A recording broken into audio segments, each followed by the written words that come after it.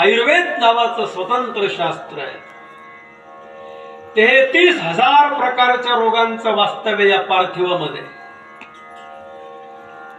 या बॉडीमध्ये 72,000 नाड्या आहेत, रक्तवाहिन्या. किती आहेत?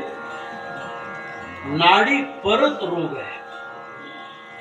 तुकोबाराय तर असं म्हणतात, अनेक रोगांचं माहेर घर जर कोण असेल तर आपलं शरीर आहे.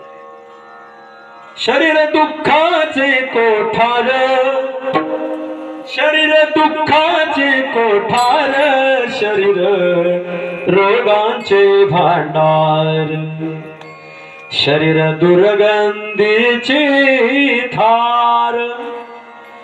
नाही अपवित्र शरीर ऐसे, नाही अपवित्र शरीर ऐसे, शरीर दुःखाचे कोठार, शरीर दुःखाचे कोठार, शरीर रोगांचे भांडार.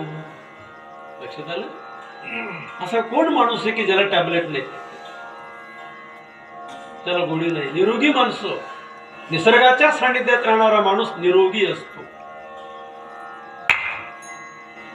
टाळ्या वाजवल्या म्हणजे माझं डोकं फिरलं असं समजू नका.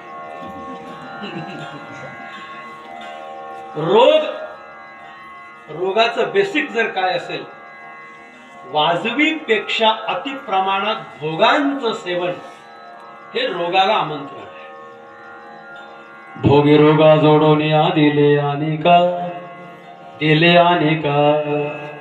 भोगे रोगा, ठाकड्याच्या अभंगामध्ये, भोपाळीमध्ये, भोगे रोगा जोडून दिले अनेका, दिले अनेका.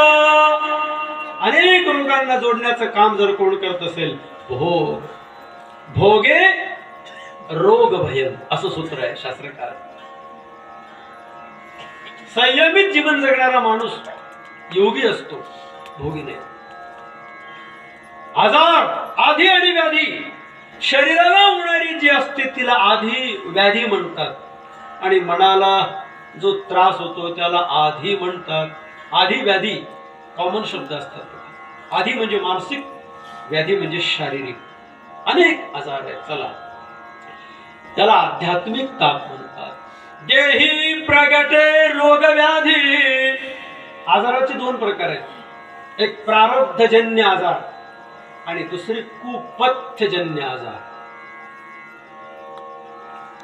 आधी भौतिक दुःख, भूत प्रेत पिशाच व्याघ्र सर्प विंचू, रस्त्याने जाताना चोरांनी लुटणं, चार चौघांमध्ये तुम्हाला एखाद्याने अपमानित करणं, भूताकडून, प्रेताकडून, पिशाच्याकडून, कुठल्याही प्राण्याकडून तुम्हाला वेदना होणं, याला म्हणतात आधी भौतिक ताप. भूती उपद्रव दिदला ताडीला त्वा निस्तेजला, तेने चित्ते दाऊ झाला तो आधी भौतिक बोली जेता.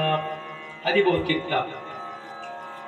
निसर्गाचा कोप, अतिवृष्टी, अनावृष्टी, घराला आग लागणे, भूकंपाचा धक्का बसणे, अंगावर वीज कोसळणे. त्याच्यामध्ये शेतीमध्ये आपण जे उत्पादन करतो त्याला शासनाने भाव न देणं, समाजावर नवीन कर लादणं, निसर्ग कोपल्यानंतर आणि शासन कोपल्यानंतर, शासन शब्दाचा अर्थ आहे देशाचा राजा.